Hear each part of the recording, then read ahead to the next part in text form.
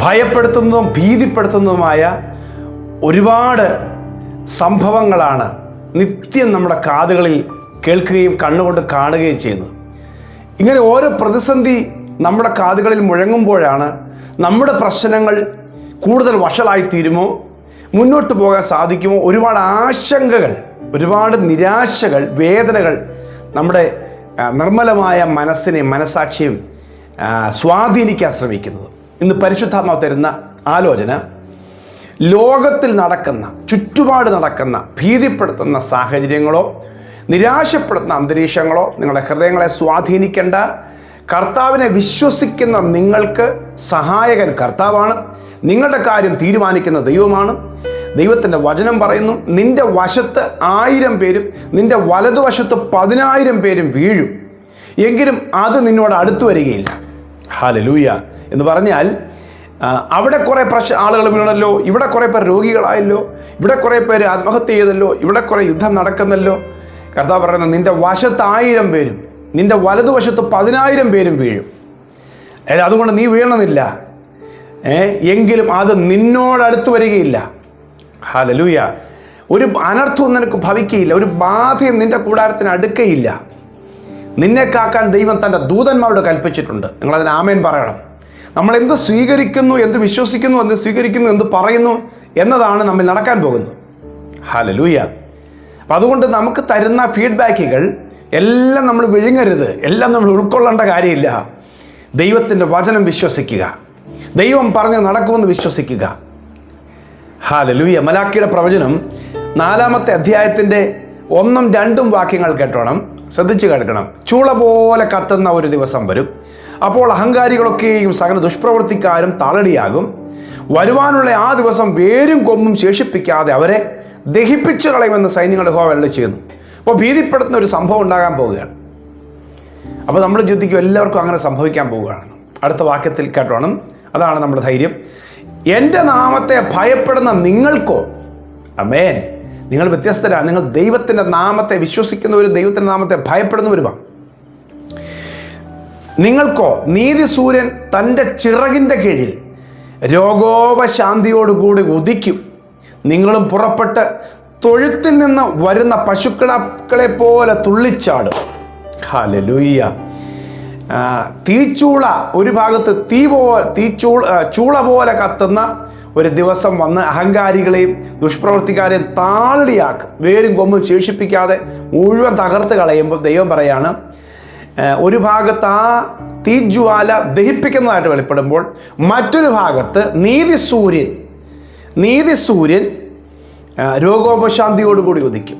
അപ്പം ഒരു ഭാഗത്ത് ഫ്ലെയിമാണ്, തീയാണ് അനേകരെ നശിപ്പിക്കുവാൻ. പക്ഷേ ഇതേ സമയത്ത് തന്നെ സൂര്യൻ ഉദിക്കുകയാണ്, അതും ഒരു ഫ്ലെയിം പോലെയാണ്. പക്ഷെ അത് പ്രകാശം തരാൻ വേണ്ടിയാണ്, അത് ദഹിപ്പിക്കാനല്ല. ദൈവത്തിൻ്റെ മക്കൾക്ക് അത് പ്രകാശം തരുന്നു, രോഗോപശാന്തി തരുന്നു, ഉദിക്കും. നാം തുള്ളിച്ചാടും. പശുക്കിടാങ്ങൾ തൊഴുത്തിൽ നിന്ന് തുള്ളിച്ചാടുന്നത് പോലെ ഒരു വലിയ ആനന്ദത്തിൻ്റെ ചാട്ടം, സന്തോഷം. ഹല്ലേലൂയ. നിങ്ങളുടെ ജീവിതത്തിൽ ഇങ്ങനെ സംഭവിക്കുമെന്ന് പറഞ്ഞാൽ നിങ്ങൾ വിശ്വസിക്കണം.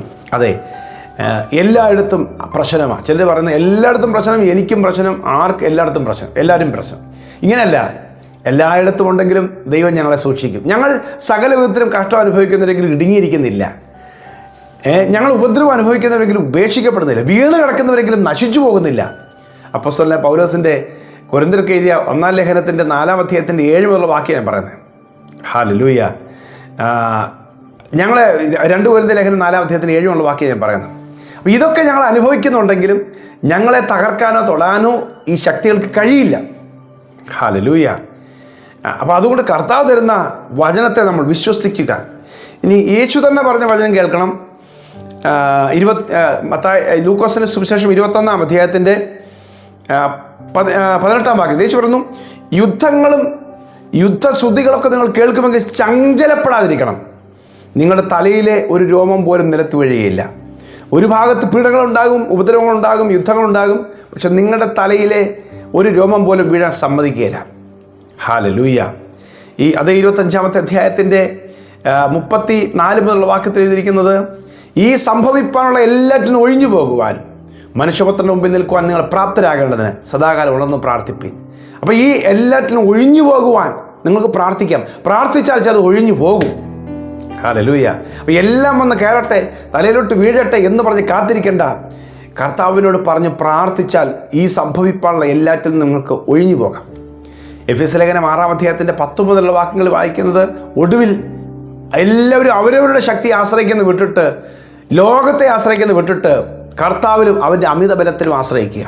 ദുർദിവസങ്ങൾ വരും, അതിൽ എതിർത്ത് നിൽക്കുവാൻ നിങ്ങൾക്ക് കഴിയുവാൻ ദൈവത്തിൻ്റെ സർവായുധ വർഗ്ഗം എടുക്കുക. അപ്പോൾ ദുർദിവസങ്ങൾ വരും. ഹല്ലേലൂയ. ദുർദിവസങ്ങൾ വരും, നമ്മൾക്കതിനെ ജയിക്കാൻ കർത്താവ് കൃപ തരും. ഹല്ലേലൂയ. യെശയ്യാ പ്രവാചകന്റെ പുസ്തകം 41-ാമത്തെ അധ്യായത്തിൻ്റെ 10-ാമത്തെ വാക്യം നമ്മളെ ധൈര്യപ്പെടുത്തുന്ന വാക്യമാണ്. നീ ഭയപ്പെടേണ്ട, ഞാൻ നിന്നോട് കൂടെ ഉണ്ട്. നീ ഭ്രമിക്കരുത്, ഞാൻ നിൻ്റെ ദൈവമാണ്.